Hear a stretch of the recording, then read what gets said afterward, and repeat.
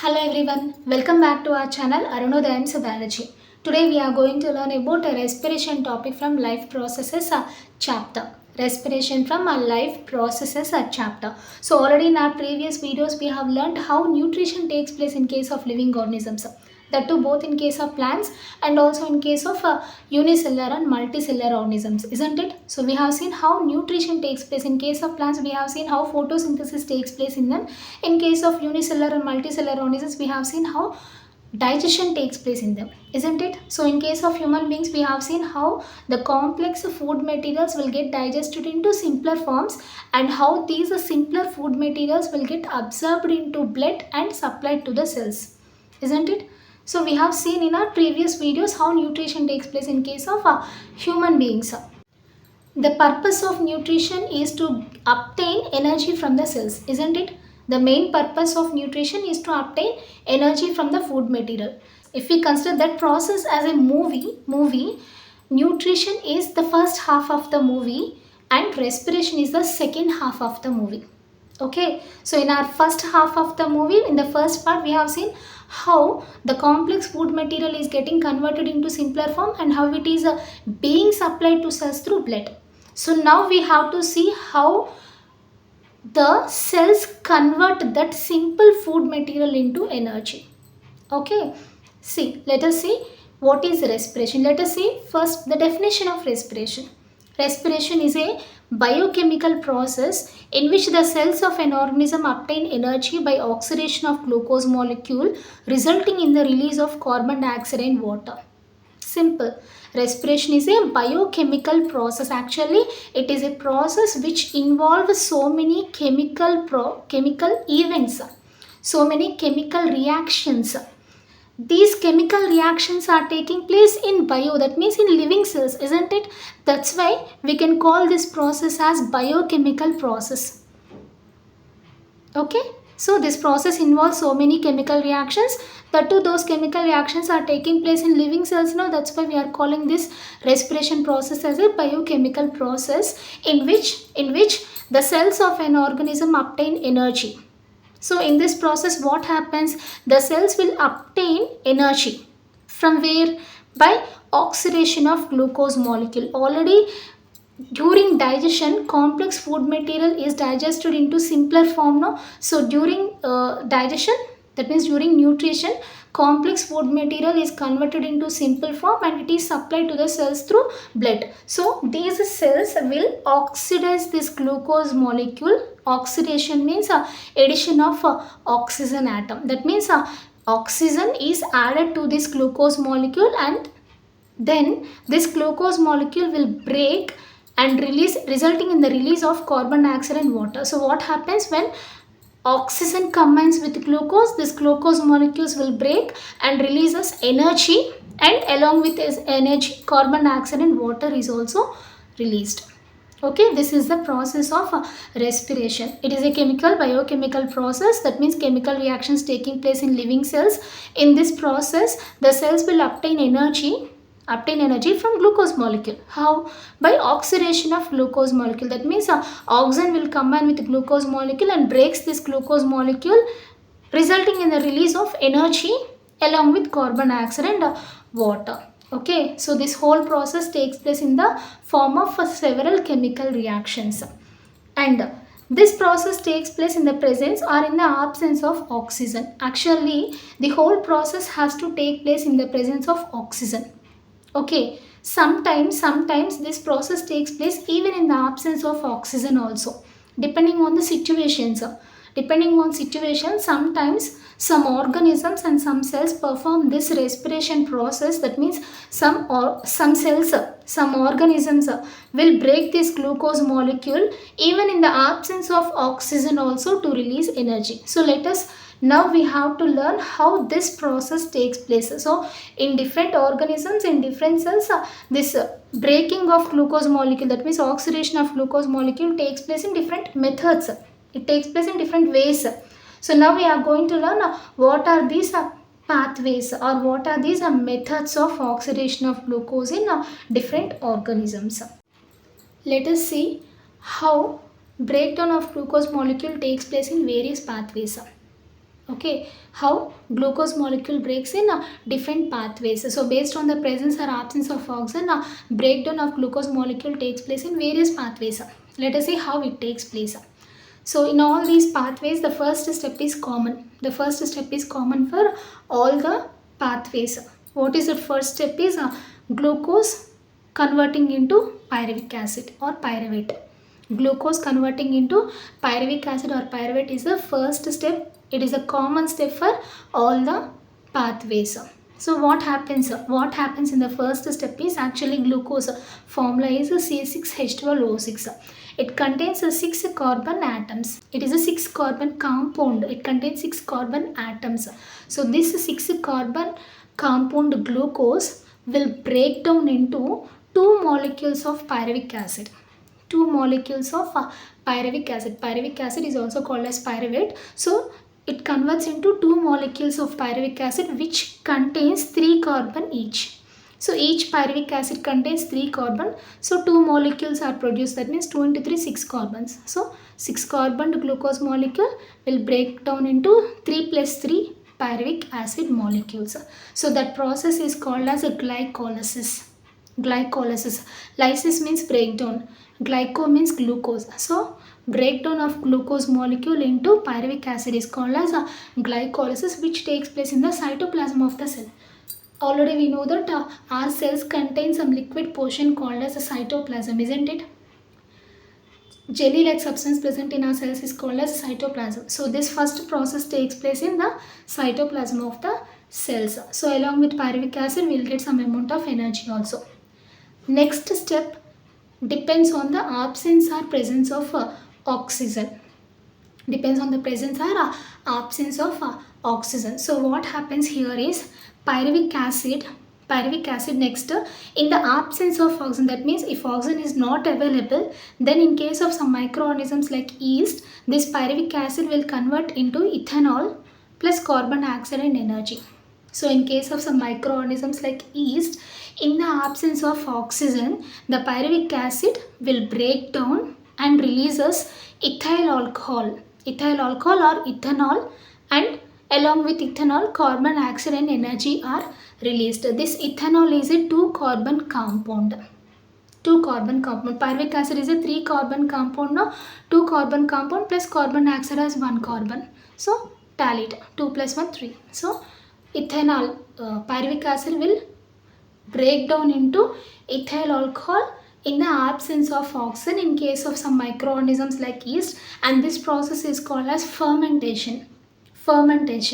So we can usually see this process in our breakfast batters also. Idli, dosa batters. So what happens in those batters is a fermentation process only, and because of the production of this ethyl alcohol, we'll get a sourness. We'll get a sourness of the batter, especially in case of cake formations, cake preparations and rotis preparations also they will add yeast only. So fermentation process takes place in them in the absence of oxygen and produces ethyl alcohol, carbon dioxide and energy, and that process which is taking place in the absence of oxygen in microorganisms is called as fermentation. Okay, that is one pathway.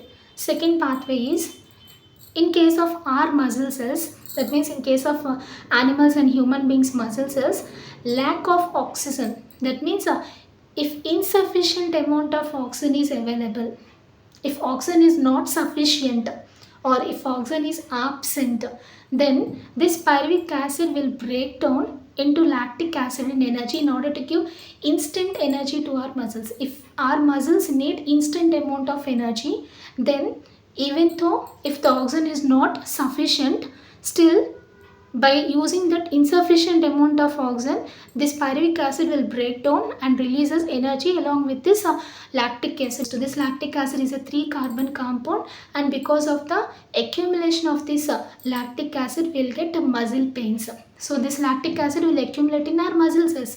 So accumulation of this lactic acid results in muscular pains. Especially we can observe this situation in running or while climbing stairs. So when we climb stairs or when we are running, we'll get muscular pains, isn't it? So during those activities, we can't take oxygen sufficiently. We can't take breathing properly when we are running or when we are climbing stairs.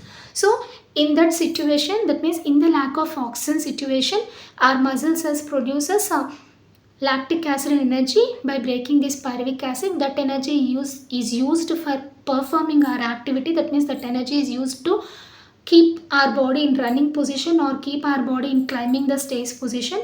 So during this process, lactic acid is produced, which causes a muscular pains later. So this process is called as a anaerobic respiration. Anaerobic respiration. Why? Because ana means absence of so this process is taking place in the absence of oxygen. That's why it is called as a anaerobic respiration. Next, third pathway. Third pathway takes place in the presence of oxygen. Okay, this takes place in our cells, especially in the mitochondria of our cells. So already you know that our cells contain so many cell organelles like mitochondria. So this process takes place in the mitochondria of our cells. This pyruvic acid, in the presence of oxygen, they will break into carbon dioxide, water and energy. This pyruvic acid in the presence of oxygen break down to give rise to carbon dioxide, water and energy, and this process is called as aerobic respiration. Aerobic means in the presence of oxygen. That means this process is taking place in the presence of oxygen. That's why it is called as aerobic respiration. So in all these three pathways, energy is common here, isn't it? All these three pathways are giving an end product, that is energy. But amount of energy varies from one pathway to other pathway. In case of aerobic respiration, oxygen is available now. That's why this pyruvic acid will completely break down and releases energy. So we can say per one glucose molecule in aerobic respiration we will get 686 kilocalories of energy. 686 kilocalories of energy is produced per one glucose molecule in aerobic respiration. Whereas in anaerobic respiration we will get only 56 kilocalories of energy. 56. Why? Because here oxygen is not sufficient now. That's why pyruvic acid is not completely breaking down into energy. That's why only 56 kilocalories of energy is released. So likewise, amount of energy varies in these pathways. Okay.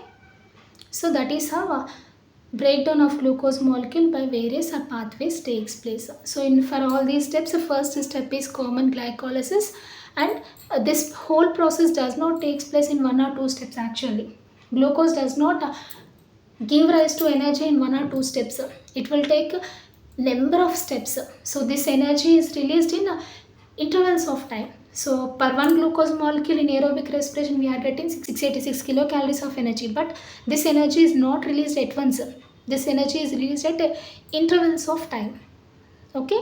So in case of aerobic and fermentation process also, energy is released at intervals of time. So it will take a lot of chemical reactions. That's why we are calling respiration as a biochemical process. Okay. Finally, glucose molecule is breaking down and it is releasing energy. Now, this energy will be stored in the form of ATP, adenosine triphosphate. We are going to learn it now. What is meant by ATP? How it is produced? So how this ATP molecule is produced in our body? Let us see. Actually our body contains so many ADP molecules. So that means adenosine. It contains two phosphate molecules attached to it. So two phosphate molecules are there. No, that's why we are calling this as adenosine diphosphate. Okay. So during respiration, when the glucose breaks, some amount of energy is released. So this energy will be stored in the form of ATP. That means energy which is produced during respiration will help in the addition of one inorganic phosphate molecule to ADP. So inorganic phosphate molecules are also present in our body. So this energy is used to add one inorganic phosphate molecule to ADP. Then ADP turns into ATP. That means 3 phosphate molecules are attached to adenosine. Okay, adenosine triphosphate, that means it has 3 ATP molecules.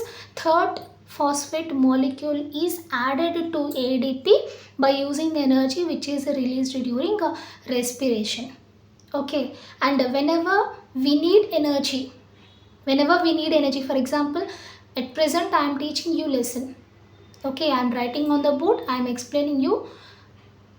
That means I need some energy. Okay, I am using my stored energy. I am using the stored energy which is present in my ATP molecules. How? Actually, when we need energy, these ATP molecules, by using some water molecules, the terminal phosphate will break down. Terminal phosphate, that means the last phosphate molecule will break by using some water molecules. So this ATP becomes ADP now. That means one phosphate molecule is broken down from it. So while breaking this bond, some amount of energy is released, that is equivalent to 30.5 kilojoules per mole. Okay, so when one phosphate molecule is breaking down from ATP molecule by using some water, it will release 30.5 kilojoules per mole. This energy is used for performing our activities. Okay, if we want still more energy, another phosphate molecule will break down. So another phosphate molecule bond will break down. From here also we will get 30.5 kilojoules of mole energy. So we will use it for our cellular activities. So now ADP becomes AMP, that means adenosine monophosphate. Actually 3 phosphates are present. It is called as adenosine triphosphate. If one is broken down, then it becomes ADP, adenosine diphosphate, 2 molecules of phosphate. If second phosphate is also released, then it becomes AMP, that means adenosine monophosphate is produced. So the energy is used for our cellular activities. Actually, one ATP molecule contains nearly 7,200 calories of energy. Okay, one ATP molecule can withhold 7,200 calories of energy, and that's why this ATP molecules are called as energy currency of the cell. That means they are giving us instant energy. They are giving us, they are just like currency. Okay, they are just like our ATM cards. Okay, where these ATP molecules are present in our body? Actually, they are present in mitochondria. Are one of the cell organelle, isn't it? Our cells contain so many mitochondria, one type of cell organelles. These these mitochondria are holding so many ATP molecules in the mitochondria, are also called as a powerhouse of the cell. Already we know it. As they contain so many ATP molecules which are giving us power, which are giving us energy. That's why these mitochondria are also called as powerhouse of the cell, and these ATP molecules are called as energy currency of the cell. So for what purposes we will use this energy? When ATP is broken, some amount of energy is released. For what purposes we will use that energy is, we will use that energy for conduction of electric impulses. For example, now I am teaching you lesson. You are listening to it. So your brain is taking that information from your ears through nerve impulses. So for this work, some energy is needed. So this energy is obtaining from ATP only. Okay, and it is also useful for protein synthesis and for some other activities. So we will use the energy which is produced from ATP for some cellular activities, just like our cells, just like our batteries. So we will use our cells or batteries now in our equipments. If we take a cell and if we put it in some torchlight, it will give light energy to us, isn't it? If we take that battery or cell and if we put it in a electric fan, table fan, it will give mechanical energy, isn't it? So just like that, this ATP is also useful for multi-purpose activities of our body. So we are talking about different types of respiration. So we have different types of respirations like aerobic respiration, anaerobic respiration, isn't it? So for aerobic respiration, we need adequate amount of oxygen supply. For aerobic respiration, we need a sufficient amount of oxygen supply. If sufficient amount of oxygen is not supplied to the body, then the aerobic respiration will switch on to anaerobic respiration. Then we'll get different products, isn't it? Of course, we'll get energy, but along with energy, we will get lactic acid or ethyl alcohol. So like that, products differs. So for aerobic respiration, we need a adequate amount of oxygen supply. That is very, very important. In case of plants, we know that plants perform photosynthesis, isn't it? So plants perform both photosynthesis and respiration. Photosynthesis takes place during daytime, whereas respiration takes place 24 hours. That means throughout the day and night, isn't it? So during this during these processes, in case of plants, carbon dioxide and oxygen exchange takes place. So in case of plants, oxygen and carbon dioxide gaseous exchange occurs mainly through the pores present in them called as stomata. So the leaves of plants contain small pores called as stomata. Through these stomata, exchange of gases takes place. Okay, that too during daytime, oxygen release is a major event we can see. So during daytime, actually plants perform both photosynthesis and respiration. So during respiration, plants take oxygen from atmosphere and releases carbon dioxide. But that carbon dioxide will immediately taken back by the plant for photosynthesis. Okay, carbon dioxide is released, but plant will again take it for photosynthesis. That's why we will only what we can only see is oxygen release from the plants. Okay, and during night time, carbon dioxide release is the major event in plants. So during night time only respiration takes place, photosynthesis does not take place. Why? Because sunlight is not available, isn't it? So only respiration takes place now. That's why plants take oxygen from atmosphere and releases carbon dioxide. Okay, so during daytime oxygen release is the major event, and during nighttime carbon dioxide release is the major event we can see in case of plants. So that is about our respiration topic. So we have seen that the digested food in our digestive system will get absorbed into blood and it is supplied to the cells. And in the cells, how this glucose is breaking down and how it is releasing energy, and how we are storing that energy in the form of ATP. So we are learning all these topics. We have learned all these topics in our video today. So how the ATP will again break and releases energy to us. So this process is called as endothermic process. Endothermic process means how ATP again breaks down and releases energy which is used for our cellular activities. So all these topics we have covered in our video today, and we have seen how it takes place in case of plants also. So in our next videos we are going to learn what are respiratory organs present in animals including human beings. So different types of respiratory organs are present in case of animals. Of course, in case of human beings also, our respiratory system is somewhat complicated in nature. So we will discuss how it will be and how the structure and how it works also in our next upcoming videos. So that's it now. Okay. If you have any doubts, please feel free to ask me in comment section. I will clarify your doubts. I hope you understand this video. Thank you so much for watching. Jai Hind.